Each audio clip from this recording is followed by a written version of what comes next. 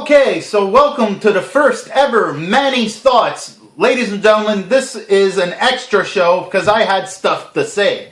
So first off, Mickey Rourke.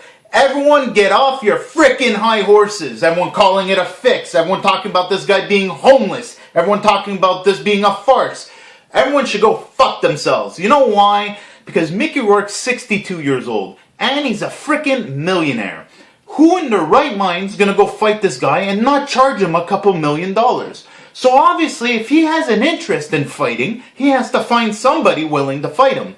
Maybe the guy's ambition was to fight in a big ring in front of a big crowd for once. Once before he went. The guy's got the money to make it happen, so why not frickin' do it? He sees this guy in the gym. He's somewhat in shape and he can use the frickin' money. So he offers him a couple grand. Come with me to Russia. All you gotta do is try and make it 4 rounds with me. I don't think it was a fix because I think Mickey Rourke actually thinks he would have taken him. So that being said, now this brings me to my last point. He made a beautiful quote. Beautiful quote. Better to live in fear than to die in shame. It explains it perfectly. The man's 62 years old, hasn't boxed in 20 years. Everyone that's complaining about this fight has never fought a day in their lives. If you are 62 years old, you haven't lost the taste for boxing. And if you're in shape and a little delusional, maybe a little pumped up by Hollywood, you might think you could take a 26-year-old, which he did, by the way. So I don't see what the big deal is. 62-year-olds buy Ferraris and then smash them into walls. Some guys give up on life and just lay down and die. At least Mickey Rourke's choosing the way he goes. If I had a choice, I'd choose a fight too. So I don't see what the big deal is. Everyone should lay off Mickey Rourke. Now, the light heavyweight division. Boom! Mind blown. Jean-Pascal pulls off another one. Jean-Pascal, now gonna fight Belanti this weekend, has lined up, seems like, a possible fight with Kovalev in March. I have no issues with this because I know Kovalev's gonna smoke him.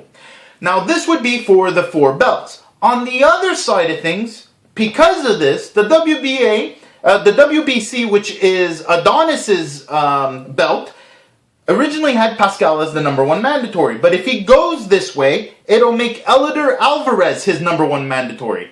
Another Montreal up-and-comer. I have an issue with this because, again, I don't want Montreal fighters to fight each other unless they have to. And personally, Eleider has got the stuff, but I think it might be too much too soon.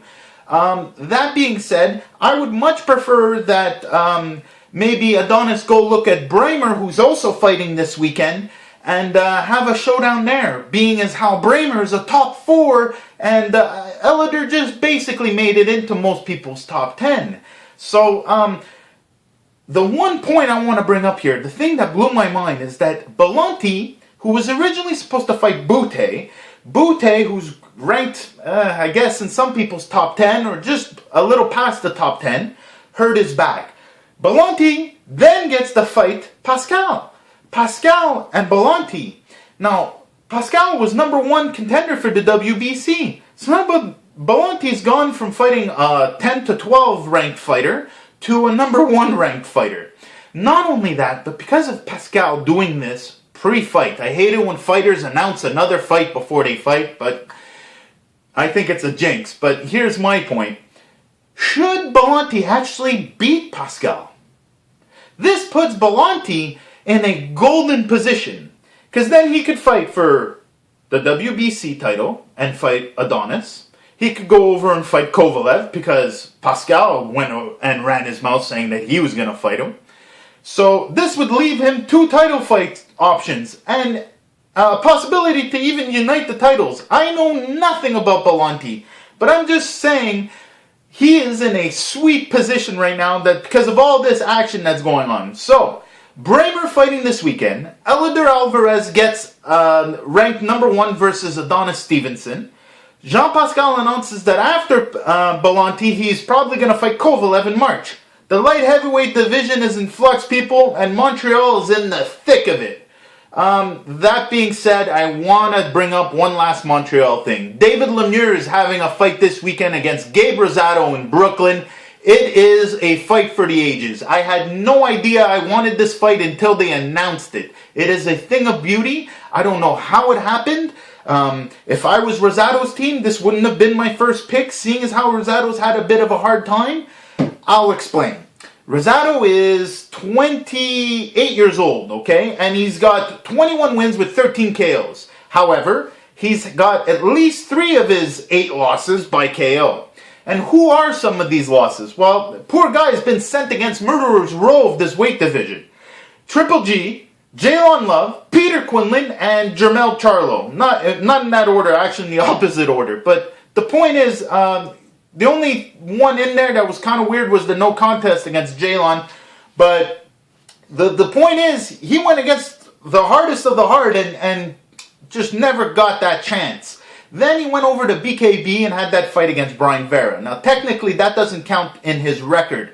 But he had 7 or so losses and now this one win in BKB. So I don't think it's going to be a great outcome for Gabe. Although I am a fan of his fighting style because he always fights to the end and he tries. Most of his wins have been pulled out from the fire at the end of the fight. So great heart on the kid. However, David Lemieux, who is due. He is so due. This is his opportunity. He had the opportunity handed to him earlier. You need to understand what this kid's record is. Even if they gave him a couple softballs, for him to generate this record, there needs to be legitimate talent attached to it.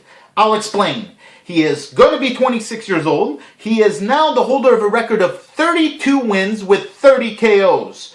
He's got 2 losses. And those 2 losses are to Alcin in a majority decision and Rubio by TKO. And that was in 2011. Since then, he's had 7 wins. He took a little time off and then had 7 wins in Quebec. This kid's never been outside of Canada to fight.